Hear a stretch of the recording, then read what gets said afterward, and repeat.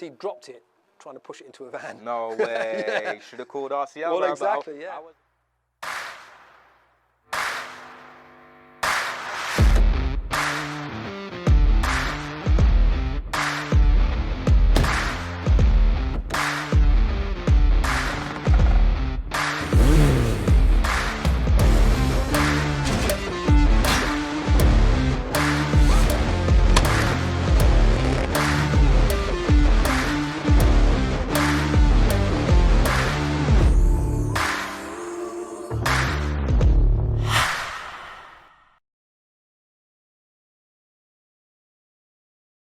Thank you for tuning in. If you are new to the channel, my name is Gav and I collect motorbikes for a living.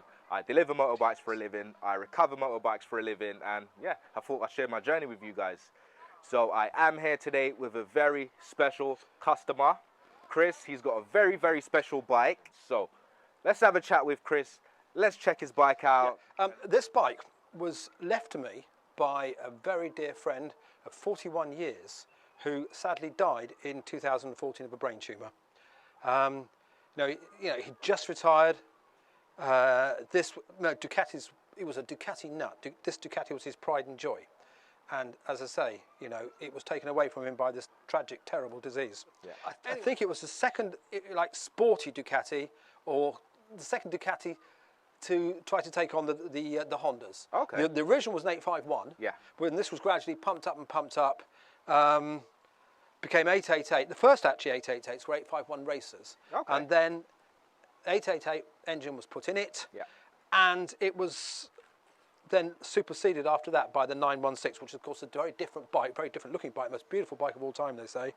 More or less the same engine actually, apparently. Yeah. I believe a 916 engine will fit in there. Okay. It's a Strada, yeah, which means it will take two people, in theory. Yeah, yeah. Frankly, you don't want to be stuck on that. Nah, definitely not, man. That looks a bit hard. But to be fair, if you do put a pillion seat on, it does look very wide. No, there is a pillion seat on it. Yeah, there's a underneath. Okay. Now, actually, funnily enough, I first rode one of these way back in about 1993, 94. Okay. The guy who owned it and the guy who left it to me was, as I said, Ducati nut. He always had top bikes, and he had one when he was new. Yeah.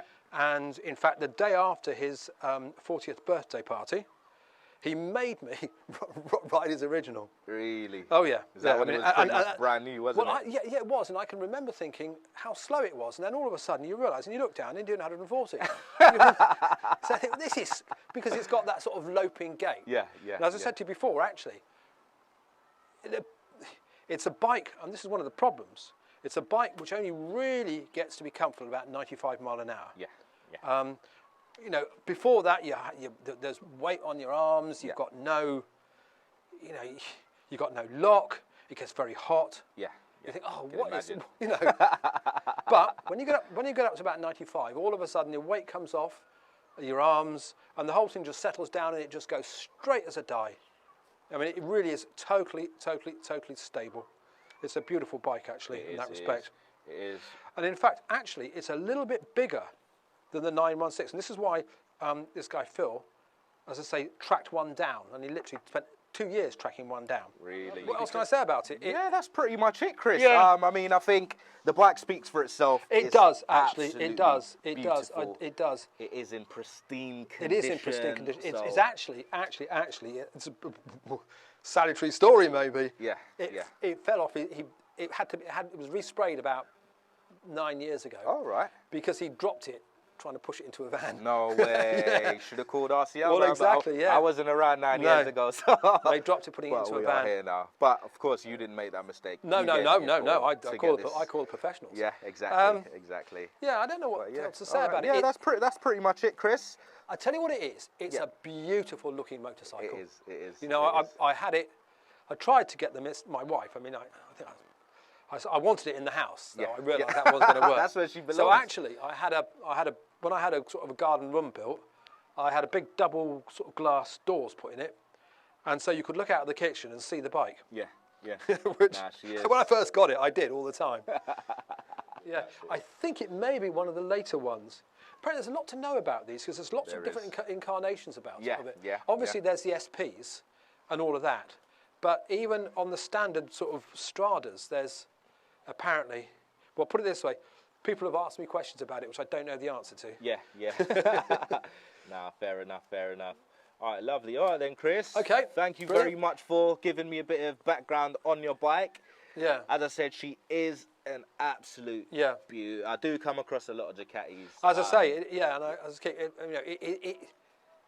it's a beautiful bike, and there is a sad story because he was a really great guy. Yeah. I mean, he was a motorcyclist through and through. Yeah. A Ducati man, you know, for 20 years a Ducati man. Yeah. The engine is absolutely lovely. Yeah, I could imagine. I mean, it's just a lovely, lovely engine. I could imagine. And the way it picks up, you know, if you just blip the throttle, yeah. It is a work of art, actually. No, definitely.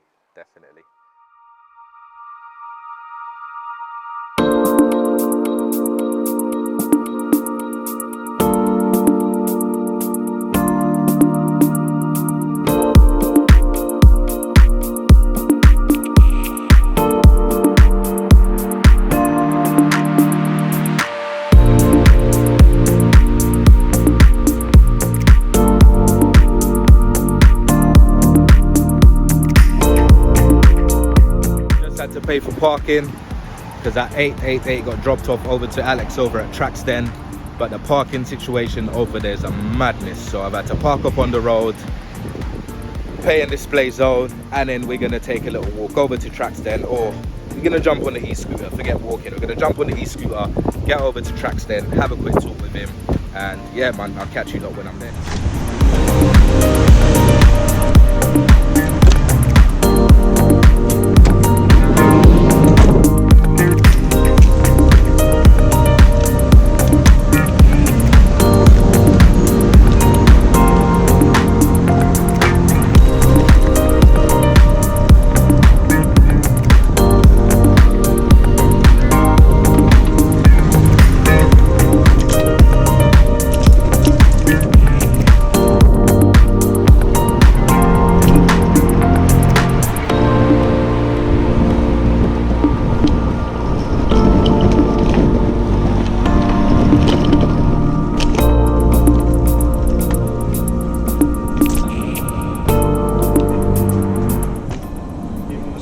Yeah, man.